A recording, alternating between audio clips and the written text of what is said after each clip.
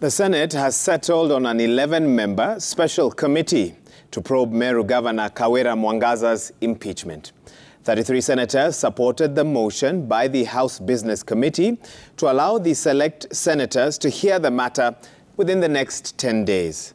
Both the County Assembly and Governor Mwangaza are expected to appear before the committee before it retreats to write its report. And as Chemutai Goin reports, there was a heated debate in the Senate on whether the committee membership adhered to the two-thirds gender principle, with only 3 out of the 11 members being female. The Speaker of the Senate. By 30th December this month, Meru Governor Kawira Mwangaza will know her fate after the Senate resolved to assign an 11-member committee the task of hearing the case by the County Assembly to ascertain the threshold of the allegations and present the report to the House. A vote in support of this committee, you're simply voting to affirm that you believe in the committees of this House. This committee is not different from any other of our committees. Therefore, if we set a precedent of saying that we don't trust in committees, this and that may happen, we are by and large, and you know we are all members of committees in one way or the other, Mr. Speaker. If the committee sits and they find out that the charges are negative, that matter rests there. So I want to advise my colleagues who are excited that this matter will come back and they'll have a second bite of the cherry. They are not lucky.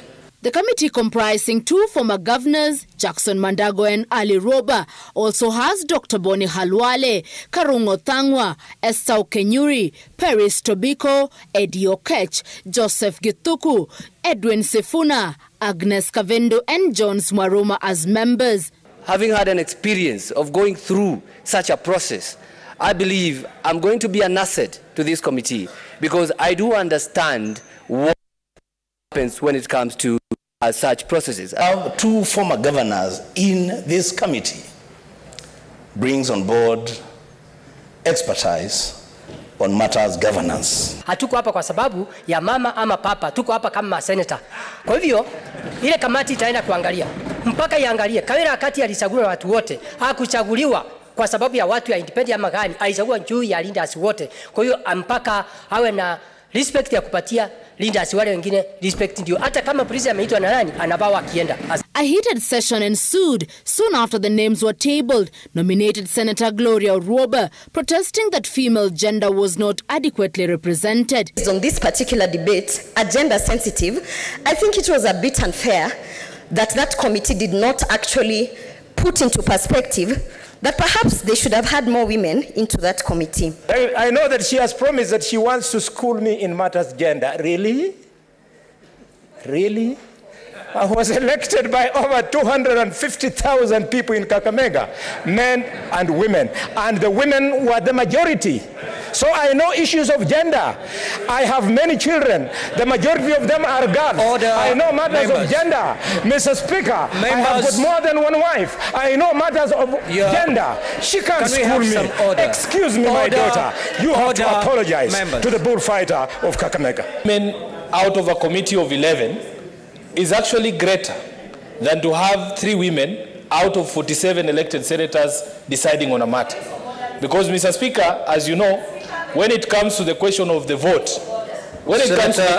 those who supported the committee urged to give a fair hearing to the parties. Request this time to appear before the Senate because last week she did not appear before the County Assembly because she said that there was a breach of the court order. But I did beg her also to appear before this committee, which will be maybe nominated today, so that also she can be heard, Mr. Speaker.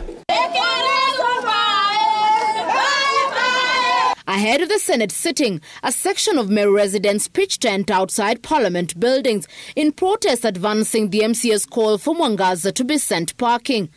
Mwangaza was impeached 112 days after she assumed office as the first female governor in Meru County, after MCAs accused her of, among others, nepotism, illegal appointments, gross violation of the Constitution and county laws, abuse of office, gross misconduct. Chemutai Goin, Citizen TV, Nairobi.